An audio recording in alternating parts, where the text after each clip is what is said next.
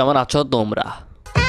I don't care আমি কার কাছে কেমন, যার মানসিকতা যেমন আমি তার কাছে ঠিক তেমন। এক্স্যাক্টলি, আফুটা হতে পারে তোমার আমার কাছে শুধু একজন টিকটকার, কিন্তু কক্সবাজারের টাকাওয়ালা টাকলা নানাদের কাছে আফুটা অনেক কিছু। কক্সবাজারের টাকাওয়ালা টাকলা নানারা মাঝে মাঝে আফুটাকে নিয়ে কক্সবাজারে ট্যুর দেয় আর নতুন নতুন আইফোন গিফট করে।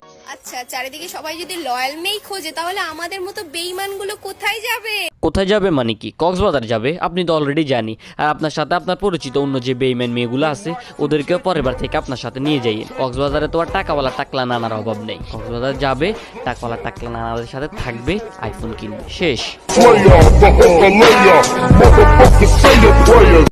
ব্যবসার যে পরিস্থিতি, মুরগি খুঁজি তিতি তিতি তিতি তিতি বাপদাদার আমলের স্মৃতি ধরে রাখতে চাই, মাগার কেমনে ধরুম ভাই। দ্যাটস মিন ভাই ওর ফ্যামিলিতে ও এক আনা যে টিকটকের মাধ্যমে কক্সবাজারের বিজনেস করে। ওর ফ্যামিলিতে ওর আগেও অনেকে ছিল যারা কক্সবাজারে টিকটকের মাধ্যমে বিজনেস করতো। ফাইনালি কক্সবাজার যাওয়া সফল হলো।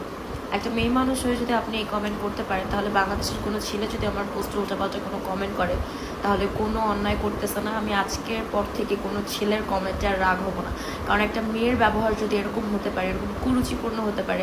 আচ্ছা, এখন সত্য বলাতে খুব গায়ে লাগতেছে, আর যখন মিথ্যে হাওয়া মারতেছিল তখন তো দেখলাম খুব ভাব নিচ্ছিলা। মাশাআল্লাহ আপু, তোমাকে অনেক ভালো লাগে, থ্যাংক ইউ সো মাচ। আজকে শুধুমাত্র মেয়েদের কমেন্টে রিপ্লাই দিব। ভাই শুধু সে না, পৃথিবীতে এরকম অনেক মানুষ আছে যাদের বিরুদ্ধে তুমি সত্য বললেই তারা তোমার উপরে রাগ করবে, তোমার উপরে তাদের মাথা গরম হয়ে যাবে। আবার যখনই তুমি তাদের পক্ষে মিথ্যা বলবা তখন দেখবা ওরা তোমাকে মাথায় তুলে নাচাচ্ছে।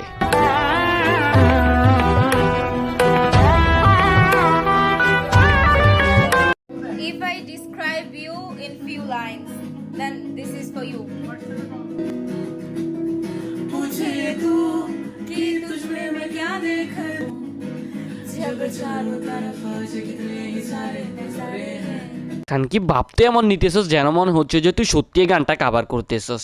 কারণ কি আমি যদি ব্যাকগ্রাউন্ড থেকে অরিজিনাল গানটা সরাই দিই তাহলে তোর গানটা শুনতে ঠিক এরকম লাগবে।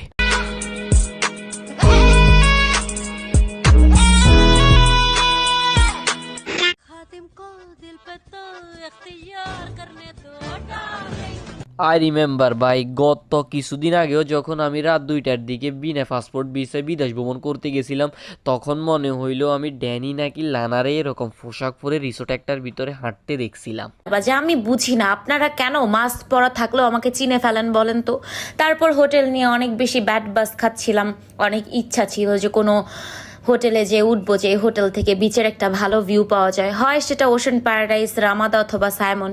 কিন্তু কি করব বলেন, 16 প্রো ম্যাক্স কিনতে গেছি তো 16 প্রো ম্যাক্সের ধান্দাই ছিলাম, এই জন্য ভাবলাম যে ওইটাতেই ফোকাস করি।